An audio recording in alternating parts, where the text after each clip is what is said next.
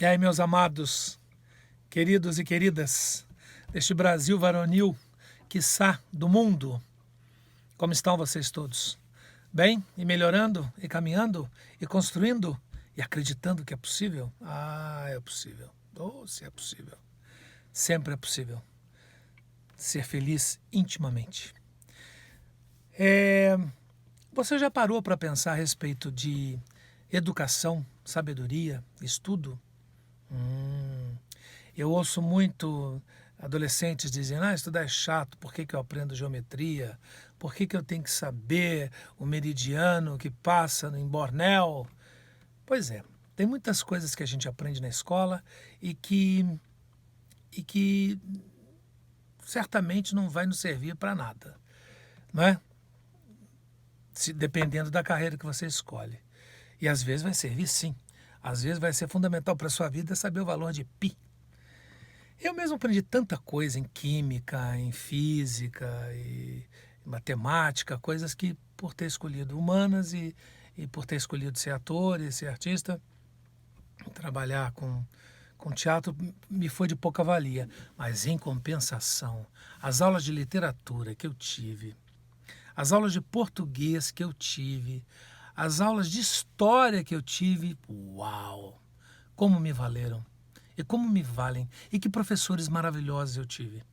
Eu tive professores inesquecíveis, professores que de fato se interessavam em ensinar, professores que levavam a sua carreira como um mistério, como um ofício divino, de levar a instrução. E olha que durante esse período em que eu aprendi, que tive esses mestres inesquecíveis, foi justamente no período dos anos 70, os anos de chumbo, os anos de proibição e da ditadura. E, no entanto, esses mestres foram mestres de uma vida inteira. Quando eu estudei, tinha moral e cívica. Moral e cívica. É possível ter aula de moral e cívica? Sobretudo moral, que você aprende no dia a dia, no cotidiano, em casa, com os pais, na sua atitude, né? Mas eu tive um professor que ele dava aula de tudo e menos de civismo e menos de moral e cívica. Ou talvez fosse moral e cívica, na verdade. Ele era um amigo, ele falava sobre sexualidade numa época que nem os pais tocavam nesse assunto. Jamais me esqueci. Falava com naturalidade, falava com cautela, porque ele não podia abrir, e uma época onde não se via isso em lugar nenhum. Eu tive uma professora de história que cada aula dela era uma viagem pelo mundo. E ela me falava do Louvre, que ela costumava ir a Paris uma vez por ano, ela era muito rica, na época em que só os ricos poderiam ir a Paris. Hoje, quase todo mundo pode ir a Paris, né? Basta juntar um dinheirinho que não fica nem tão caro. E eu pensava, e ela falava da Vitória de Samotrácia. E eu abri o livro de história, ela estava falando da viagem dela, né? E eu abri o livro de história e vi uma foto da Vitória de Samotrácia. E eu vi ela dizer assim: para se conhecer, o Louvre é tão grande, mas tão grande, que se você parar um minuto e diante de cada obra, você vai levar não sei quantos anos. E eu, mineiro, lá em Minas Gerais, ficava pensando: mas será o Benedito? Será possível? Essa mulher está de conversa. Levar 3 anos para conhecer um museu? Eu conheci o Museu Mariano Procópio ao lado da minha casa, que eu matava ele rapidamente em 45 minutos, vendo todas as obras que eu já tinha visto várias vezes. Imaginava um museu que fosse tão grande assim, que levasse 3 anos para ver tudo, ou qualquer quantidade de tempo que fosse. E nunca me saiu da memória Vitória de Samotrácia. Anos depois, por uma dessas coisas do destino, eu acabei dentro do Louvre, em Paris, fui conhecer Paris. E ansioso, intimamente, o meu menino, aquele que falei no outro vídeo, o meu menino ansioso, falava todo o tempo: Vitória de Samotrácia, vamos ver a Vitória de Samotrácia, me leva para ver a Vitória de Samotrácia. Eu disse: sossega, tô vendo aqui a Babilônia, tô vendo o Egito, eu tô vendo Horus, eu tô vendo Delfos, eu tô no meio da antiguidade, uma coisa que eu só tinha visto em livros. Né, a Grécia, Roma, as guerras, Aníbal e os templários e tudo. E o menino dizia: vamos ver Vitória de Samotrácia, Vitória de Samotrácia. Pois bem, subi umas escadarias, porque ela é imenso, de fato, é impossível ver tudo em um dia.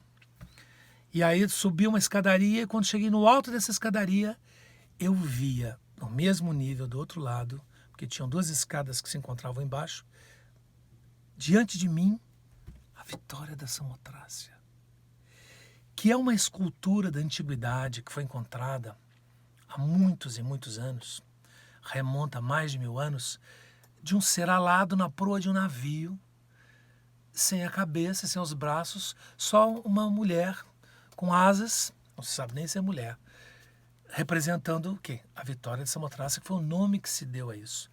E é metade de um navio, em pedra. Pedra! E é enorme! E o meu menino mineirinho foi aos prantos e às lágrimas, relembrando as tardes modorrentas, cheias de sol em Juiz de Fora, em que uma professora me falava sobre o Louvre, a antiguidade e o conhecimento. O conhecimento é para sempre. Às vezes você está num banco escolar, não está nem prestando muita atenção, mas há de ter alguma coisa, há de ter alguma matéria, algum professor que vai te chamar a atenção e fala ao seu coração. Sabedoria é outra coisa, você vai adquirir ao longo do tempo de acordo com as suas escolhas. Mas conhecimento é acessível, está ao alcance da sua mão, está num livro. Quem abre um livro e lê, mergulha num mundo de fantasia, onde o figurinista é você, o cenógrafo é você, o diretor é você, a escolha de elenco é sua.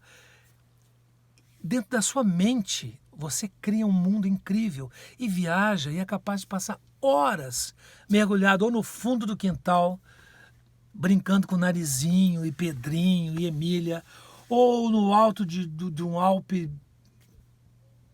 no alto dos Alpes, ou subindo uma montanha, ou mergulhando no fundo do mar, ou nos braços de uma mulher ou de um homem amado. Enfim, o livro tem uma capacidade de te transportar para um mundo incrível que existe dentro da cabeça do escritor e logo depois dentro da sua. Tá aí Shakespeare, né?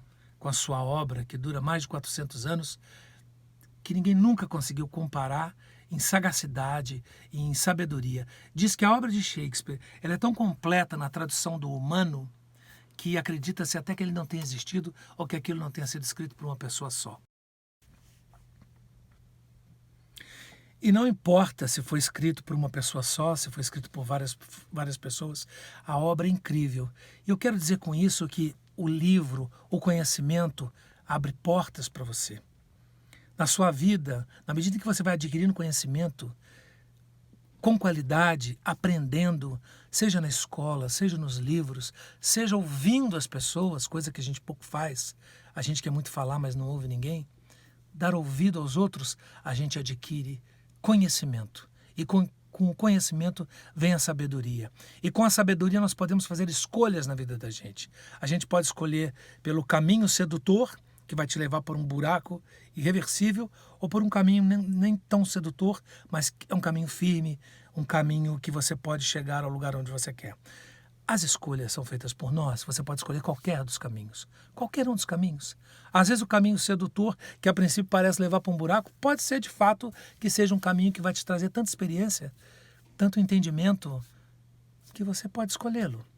Quem escolhe o seu caminho é você. Mas adquirir conhecimento, honrar os seus pais que te ensinaram e te educaram, e honrar os seus mestres, seus professores, ou alguns, ou todos, ou um dos seus amigos que tanto te ensinou, pode ser um caminho de redenção. Pode ser um caminho que te traga escolha, que faça com que você escolha o que você quer ser, aonde você quer chegar, que tipo de gente você quer ser, com quem você quer se unir, ao lado de quem você quer estar, fazendo o que e onde e como.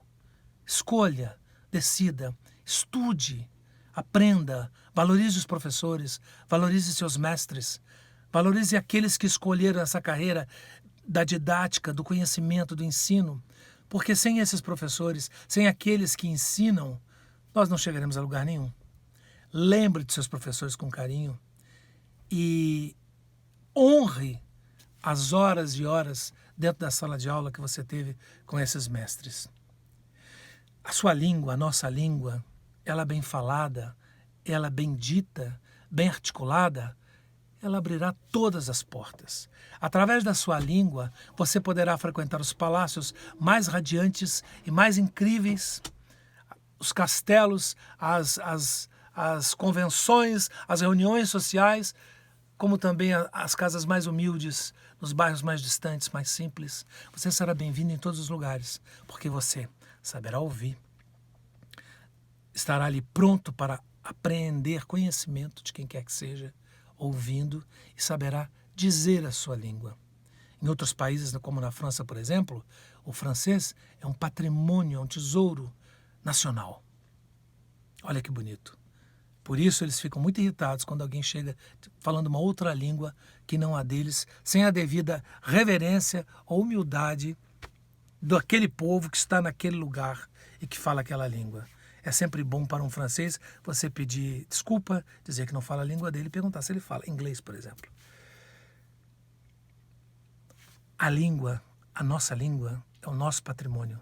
A nossa língua é a nossa pátria, como dizia Caetano e Camões. A nossa língua é a nossa pátria.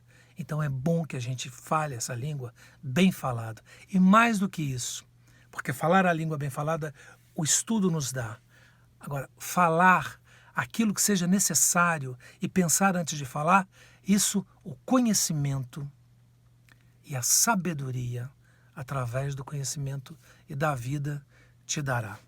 Então vamos prestar atenção no que a gente fala, vamos nos abraçar aos livros, que seja a nossa causa, porque o livro te levará a lugares incríveis. E palmas e reverência a todos os mestres, tendo eles faculdade ou não. Vamos fazer valer o ensino, a educação e a cultura no nosso amado país, ainda que uns não queiram, chamado Brasil.